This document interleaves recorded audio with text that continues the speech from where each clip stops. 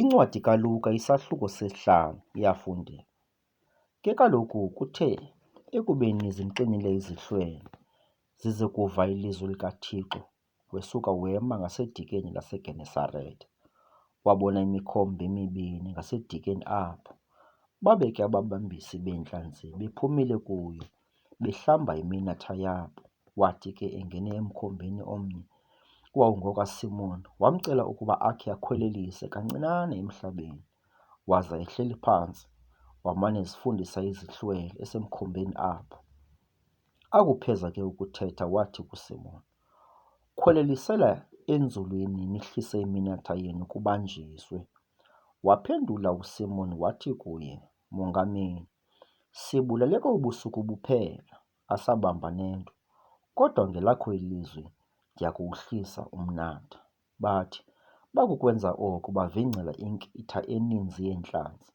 Wawuqhaqheka ke umnatha wabo, bakhoba amahlulelana abo ebekomnye umkhombe ukuba eze kubancedisa nabo. Beza beyizalisa imikhombe yomibini yade yafuna ukutshona. Ade ke akubona oko uSimoni Petros wawa ngamadolo phambi koYesu, esithi, "Mka kum, ngokuba ndiyindoda engumoni Nkosi." Kuba wathi makatha kwanabo bonke ababenaye ngobanjiso lweentlanzi ezo zabanjiswayo. Baba kwanjalo ke noYakobi noYohane, oonyana bakaZabhedi, baba ngamadlelane noSimoni. UYesu wathi kuSimoni, "Musa ukoyika, uya kuthabathela kweli lixa ubambise abantu." Bakuyifikisa imikhombe emhlabeni, bashiya into yonke bamlandela. Kwathe komnye umzi babona indoda ezele liqhenqa. Yathi yakumbona uYesu yawa ngobuso, yamkhunga isithi, "Nkosi, ukuba uyathanda unako ukundihlambulula."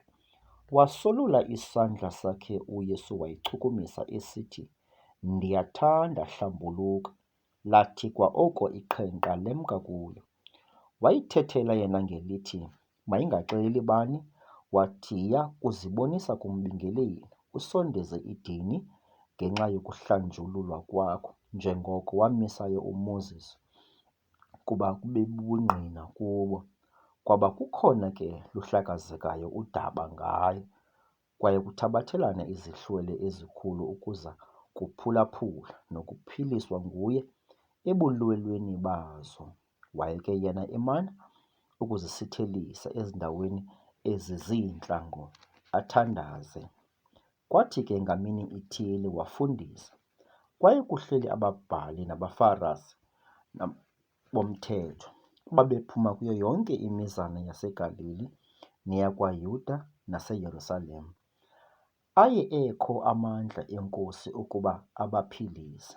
Kwabonakala amadoda ethwele ngokhukho umntu onedumbe, ayefuna ukumngenisa ambeke phambili kwakhe, athi kuba engafumani ndawo angamngenisa ngayo ngenxa yesihlwele, akhwela phezulu kwendlu agqobhoza ezifulelweni, amhlisa ndawonye nokhukho, ambeka phakathi phambi koYesu.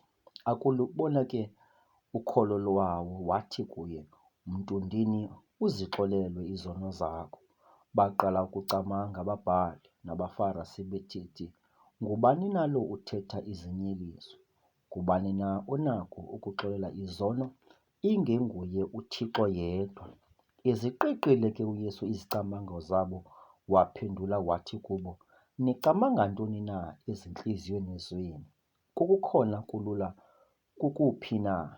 Kukho ukuthi zixolelwe izono zakho, kukho nokuthi vuka uhambe.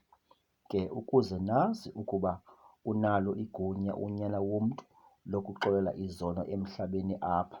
Sele sithi konedumbe, ndithi kuwe, vuka, uthabathe ukhukho lwakho uye endlwini yakho." Suke wema kwangoko phambi kwabo. Wayithabatha loo nto ebelele kuyo, wemka waya endlwini yakhe, ezukisa uThixo. Besuka bathi nqa. Bonke bamzukisa uThixo, bazala kukoyika, besithi, "Sibone zange namhlanje."